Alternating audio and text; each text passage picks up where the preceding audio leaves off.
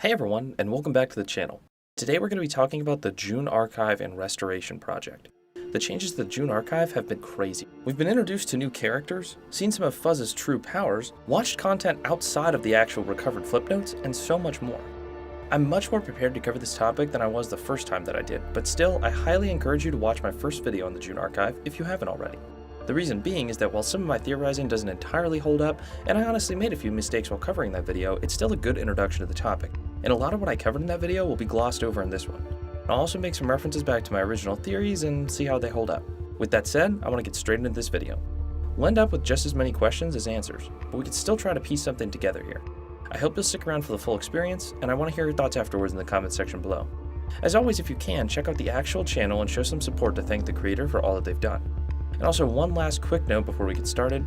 There's a minuscule amount of jump scares and or disturbing imagery in this, at least as disturbing as a Flipnote can be. So I'm using a modified version of the frog I used in the last video. If I throw a red frog on the screen, there's a jump scare imminent within a few seconds. Thanks for your attention, and let's get after it.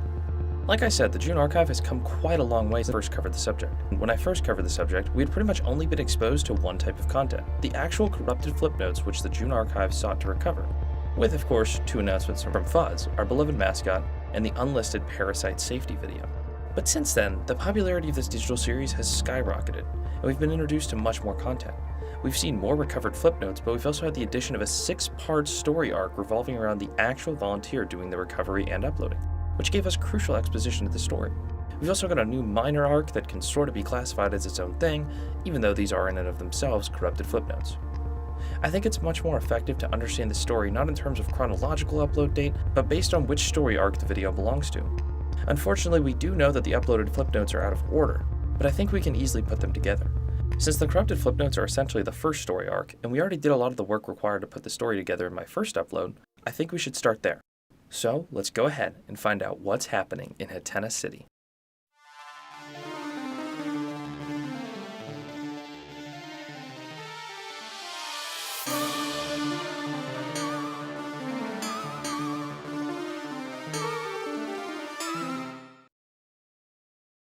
In my first video, we established a sort of timeline of the corrupted Flipnotes, and also discussed what was going on in the story.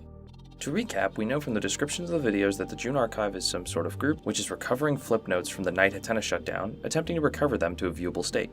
Though they aren't quite what they seem. A personification of the Hatena server shutting down in the form of this Lovecraftian beast has infiltrated its way into these Flipnotes, and the characters react with sheer terror. Lots of these Flipnotes happen around the same time, but essentially we see that for Flipnotes, Flipnote Hatena is an actual city that they get to live in. It appears as if the locations that popular Flipnotes take place in are located in the city, presumably with less popular Flipnotes being away from the city center. The characters act out their skits in exchange for stars, which during the heyday of Flipnote flowed in abundance but have now started to decline. Our story really kicks off at 11 o'clock the night of May 31st, 2013. The final night for Flipnote Hatena. As Flipnotes are watched for the final time on the service, they become enveloped by the monster. While all of this is happening, some iconic Flipnote characters that seem to possess a bit more autonomy than others move throughout the city, with obscured or unknown motives. We have this mysterious character, who I can't quite explain yet, as well as this one, who came from the I can walk on water, I can fly Flipnote. Also, we have Starface, who was a bit of a creepypasta/meme during the Hatena days, where creators would suggest that he would come after you if you didn't leave stars.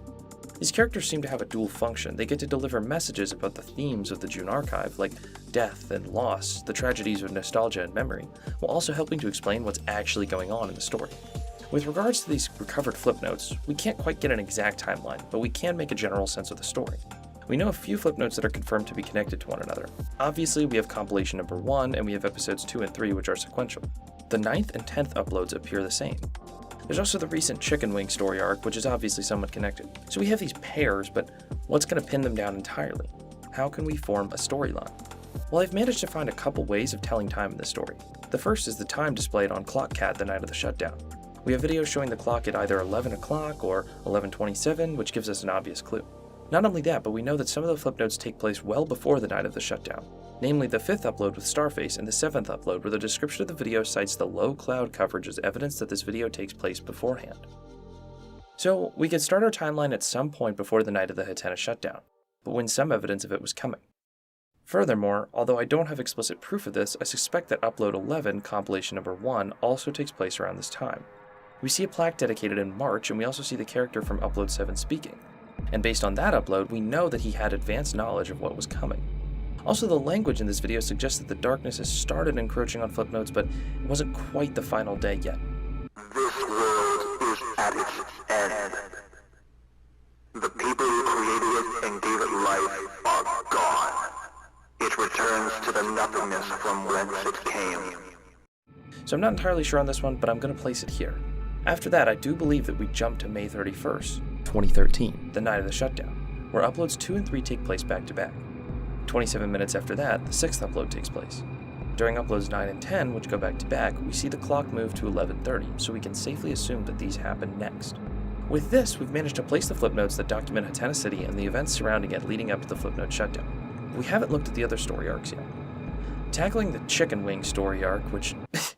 Gosh, that's ridiculous to say out loud. Tackling the Chicken Wing story arc first, I have some suspicions of where we can place these videos.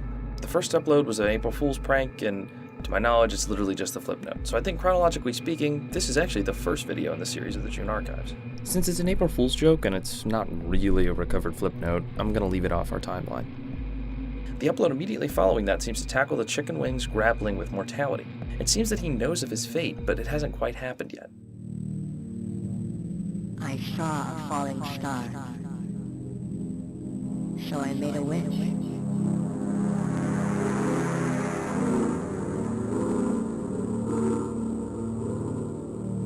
Afraid of death, I wished that I could live forever. Not only that, but at the end of the video we see a notification of a new Flipnote as well as a noise suggesting someone clicked on it, leading me to believe that this takes place before the shutdown as well.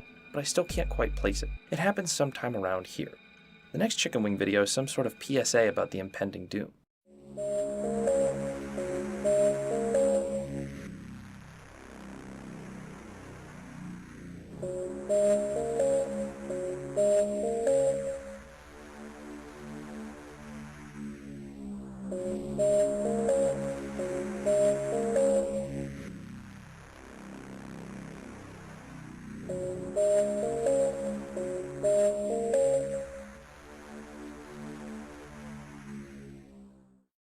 Now, this gives no real indicators of placement, but we do know it was obviously sometime before the shutdown.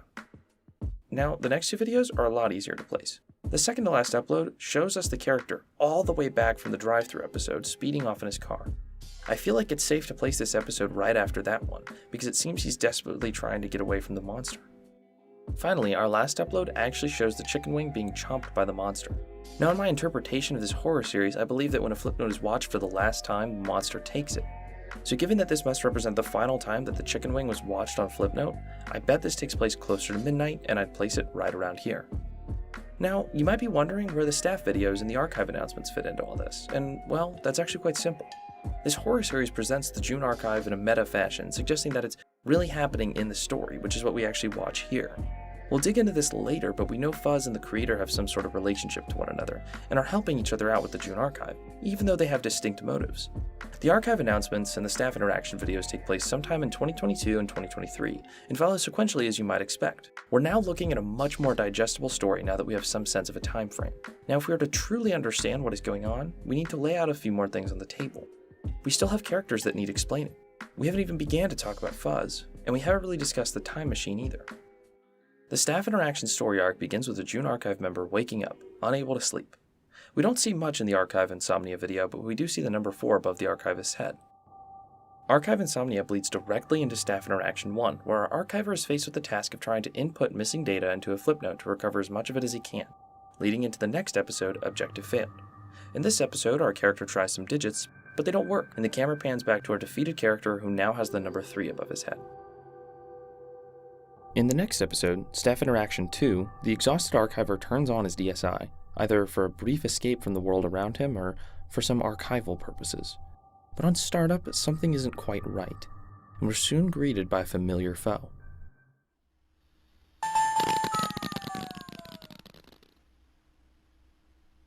Well, somebody's up late. Huh, you look a little duller than usual. Is something in your mind? Hey, while you're here, I want you to do me a favor. I need to get my paws on one of those strange vials, but as you can see, I'm kind of stuck. But you can help me out. Use the DSi touchscreen to draw in one of those strange vials, and I'll be able to pick it up. Or don't. Mess us up, see what happens. But if you help me out, I'll return the favor. In this video clip, Fuzz asks the archivist to draw one of the vials that we've been seeing in a couple of episodes. He also mentions that he's stuck. This reveals a couple of interesting things. Fuzz can interact with the outside world and has some degree of power, but he can't quite fully manipulate his surroundings. He still needs help from the archivist for some reason. We also learn that what happens in the Flipnote world may be able to affect him or free him, given that he asks the archivist to draw a vial. Based on the title of the next video, the archivist ultimately accepts the proposition. Further compounding the idea that Fuzz can manipulate the outside world, Fuzz says that he's given the character some sort of help in the room. Speaking of the character, he seems to change. The number above his head changes to 2 as well. But before the video ends, Fuzz tells the character that he can't keep him there, implying somehow that our character is trapping Fuzz. In the next episode, our character leaves the room, his number turning back from 2 to 1. He runs into some mystery character who's making Flipnotes and is about to post one. The video ends with our archivist being given the chance to allow this mystery character to continue living out this fantasy where Flipnote Antenna still exists, or to inform him what's really happened. The next episode picks up right where we left off. It's one of the greatest episodes in the series in my opinion, and also has a jump scare or two, so let's break it down. Our archivist chooses to tell the Flipnote creator the hard truth, and the mystery character does not respond well at all, refusing to hear it and calling out to Fuzz.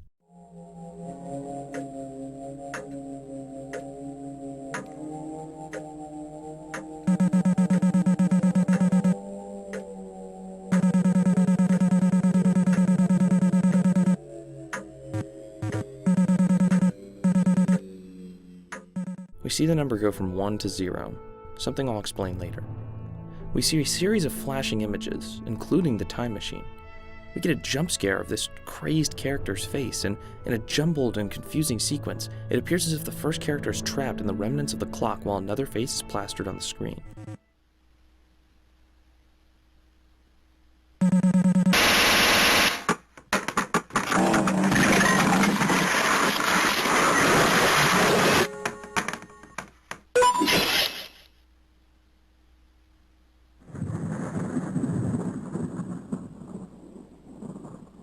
The scene returns, and our character is a bit more composed, though injured and bleeding from the eye. Fuzz is still talking to him, beckoning him to enter into some sort of agreement. Our character, though, is angry and won't take Fuzz up on his offer. And the ending, well, I think it's just best if we play it. Think about it, pal. You and me, together as equals, we can get everything we ever wanted. Together, we can turn back time. What do you say? We have a deal? Why are you looking at me like that? What do you mean, no?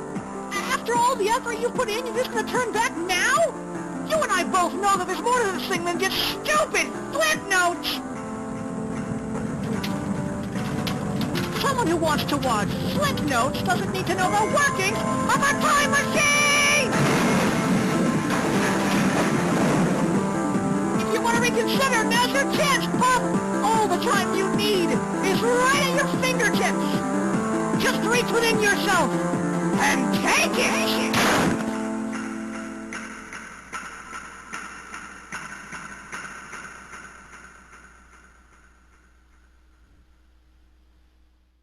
We've now covered just about all of the content made available on the YouTube channel.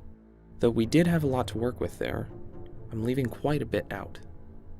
I've been calling this project an ARG, and in my first video, lots of people disagreed with me on this, saying it's just a digital horror series, but that's not the case. It's time to talk about the June Archive ARG, not just the YouTube channel. You've probably noticed tons of codes and scrambled letters across the uploads we've seen, pinpointed out small details and recognized similar motifs or characters, but how do they all come together? That, my friends, is where the alternate reality game comes into play. Your keen eyes might have noticed missing numbers or letters that pop up or get featured out of the blue, which obviously have some meaning. So far, the community has uncovered many puzzles, some of which incorporate what I just mentioned, but many others involve taking the Flipnote onto an actual DSi and playing around with the layers or frames that overflow to reveal more text. This is how we uncovered the URL for the unlisted safety parody, but it's also been used to identify two key puzzles, both of which have sort of been solved, albeit potentially too early. The first one is the blue text puzzle. The color blue is used extremely infrequently in the June archive, with its first appearance being at the end of the Starface video, where the spinner highlights this one section in blue, which prompts the user to add 573 stars. In the McDoodle's Flipnote, by deleting a layer in the final frame, 3 blue digits are laid bare. Going deeper in this Flipnote, there's an unused sound file in the data that says blue capital E. Blue capital E. Blue capital E. Our final blue friend comes from Archive Insomnia, where deleting a layer reveals a blue 0. Now this is what we're up to so far, and the puzzle remains unsolved truly. However, we did kind of figure it out backwards, and I'll mention more of that later. The next major puzzle is the R puzzle. Let's go back to the final frame of the McDoodles video. You'll notice that in this alphabet right here, the letter R is missing. Side note, you may be wondering what this frame is for, and it's something that people would often sneak into Flipnotes, or even dedicate entire Flipnotes to basically leave behind sprites that you could copy from. This is how many people got text or characters like Mario done so consistently. If you're curious about that process, and even more facts about Flipnote Studio, consider watching my original Flipnote Hatena iceberg chart deep dive. Anyways, let's get back to the missing R. In that same Flipnote, deleting the top layer at this point reveals the letter R again, as if it wasn't already important enough. In the final shot of this video, deleting the black layer reveals something interesting. A profile of sorts for this character. We'll come back to R in a bit. We'll now move on to Fuzz. Now, I'm about to make the story a little less fun for you, because I'm going to reveal the creator behind everything. I briefly touched on this in my last video, but the guy behind the June archive isn't a secret. His name is Cereal Bowl, but he's also gone by the name Jzork back in the days of Flipnote. Why is this important? Well, Fuzz isn't new. His first appearance was all the way back in February of 2011. Dallas 1963, there is a cat. Moscow 1991, there is a cat. Here are some stairs, there is a cat. New Orleans 2005, there is a cat. So what we're seeing is that we're being observed or manipulated by a cat. Or a number of cats. What can we do about it? Nothing! You can do nothing!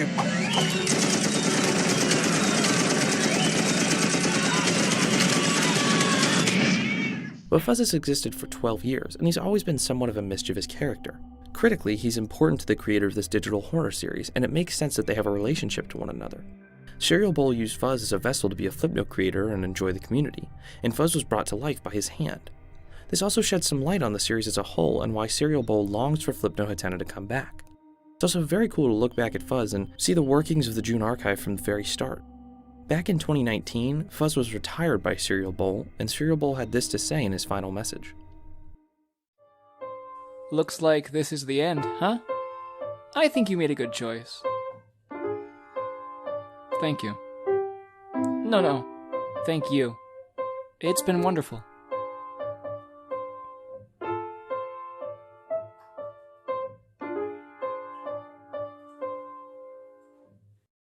So, what's gonna happen to us? Oh, you'll live on. Just differently. Well, whatever happens, I'm excited for what you're going to do. I'll be rooting for you. Yeah. See you around, pal. Now obviously he did come back.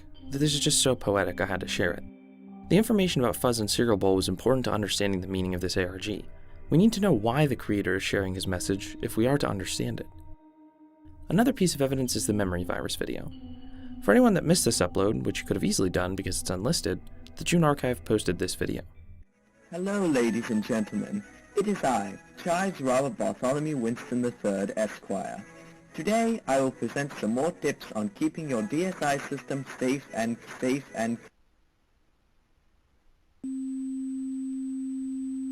A memory virus is a parasite that spreads from mind to mind and grows in strength as more and more people form memories surrounding it. The more hosts that remember the parasitical entity, the more stably it roots itself in reality, becoming more and more real each time it spreads. With enough hosts, the parasite may even gain access to the physical world and cease to be a concept or an idea. Usually, hosts will be unaware they are infected with a memory virus and will continue to propagate and spread the parasite to others. How to prevent the spread of the memory virus in 4 steps. 1. Isolate the source of the virus. Keep it away from prying eyes. 2. Destroy all iterations of the parasite, visual, written, auditory, etc. 3. Inform potential hosts of their level of risk. 4. Pray that it's not already at hand. I tend to believe that this video is a covert attempt by our staff to describe what fuzz really is. A memory virus. If fuzz is indeed a memory virus, it would make sense as to why he's so nostalgic for Flipnote Hatena. It was his chance to spread to as many unsuspecting viewers as possible. But without the service, his medium of choice has disappeared and he can't spread any further. There's one last critical piece of evidence that we haven't considered though. A nail in the coffin showing that fuzz himself is a memory virus. You see, Serial Bowl collaborated with another creator called OK Screaming Now, who started a series called Flipnote Hatena Interviews. It's a fun little bit where a famous Flipnote creator gets interviewed years later, and Fuzz gets his own little section. But like anything with the archive, it goes down pretty quickly. Let's watch a good bit of this video. Chapter in my life I'll always cherish thinking back on. Well, that's all the time we got. Tune in next week for... Another one. Well, it appears that we've got a surprise guest. Named Fuzz? According to this, he's archived a plethora of classic Flipnotes for the internet's viewing pleasure. Cool, well, bring him on. So Fuzz, how are you? Hello, friend! I'm doing really well. Thank you for asking. Ooh, wow, that's neat. And how is the archive going, little buddy? Glad you asked. The archive project is going great. We're uncovering lots of... and plenty of...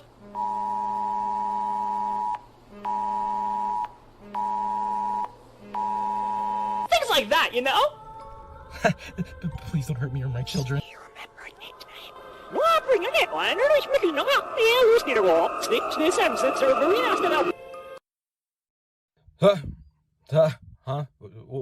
What happened? Did Anthony leave yet? Sorry, I blacked out there for a sec. Well, that's all the time we've got. Tune in next week for some more. Now you may have noticed that some audio was tampered with in this section, and if we reverse it, we get this message. By the time you reverse this message, it's already too late. I'm on your computer now, and on your phone, and in your memory. So yeah, I think it's pretty safe to say that Fuzz himself is a memory virus. Now a side note here is that if this series continues, it's something I'll absolutely be watching. We only have 1 episode so far, but this premise sounds awesome. Don't sleep on this and give the creator some love. Anyways, this doesn't answer everything, though it does confirm that Fuzz is a memory virus. But did Serial Bowl create the memory virus? Or was he simply the first one exposed to it, thinking that he created Fuzz all the way back in 2011? Regardless of the specifics, if we assume the position that Fuzz is a memory virus, then it's likely his goal to spread to as many people as possible, but also gain access to the physical world, which we know is possible given the information from the safety demo. This doesn't explain the temporal themes to the story, though. Why exactly does Fuzz need a time machine? Why is he so concerned with the glory days of Flipnote if the June archive is getting more views on YouTube than Serial Bowl ever did on Hatena? We'll just have to come back to that point later. Remember those staff interaction videos we watched earlier? The decisions made by our staffer were all part of the ARG. There's a lot more to this series than just the YouTube videos. When the staff series were ongoing, you were able to vote on decisions by creating a spin-off Flipnote on sudo-memo. Those numbers above our character, they were actions that the community could take by making their own spin-off Flipnotes, which were then selected by the creator of this series and incorporated into the June Archive channel. An interesting anecdote here is that there's a little bit of drama within the community with regards to the Objective Failed episode. The community was working on solving this clue, where the correct response should have been a numerical version of the anagram of the word hourglass. Someone spoke for the entire community and guessed a random number, which is why we failed the objective. We aren't really sure if there's a Flipnote we would have seen if we actually recovered that data, or what would have happened otherwise if we had gotten this code right. I would say that while a lot of people are mad at the guy who did this, I don't think it's a big deal.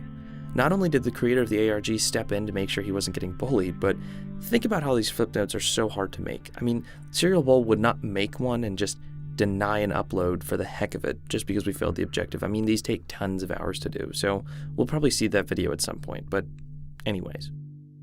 There's another interesting piece of evidence that some keen searchers found. Something quite interesting. Let's watch the second to last upload one quick time. Chicken wing, hot dog and bologna, chicken and macaroni, chilling with my...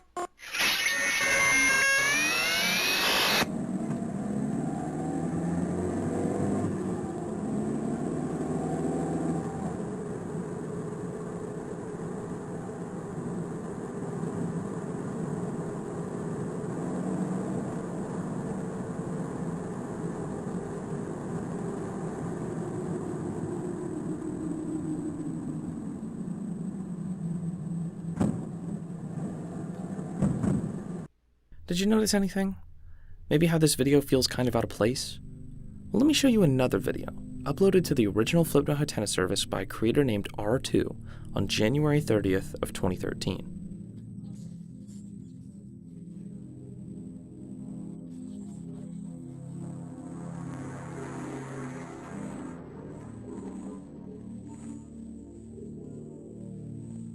The bulk of the content in these two Flipnotes is identical.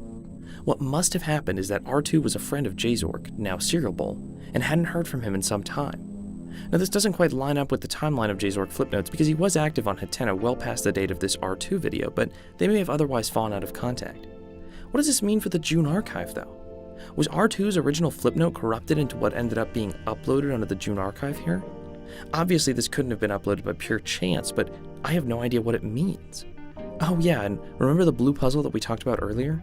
Look at the Flipnote ID of R2. Notice anything? It's nearly confirmed that when the blue puzzle is solved, it would have pointed us in the direction of R2's Flipnote ID. So we may have jumped the gun a little bit. Remember though, the missing R.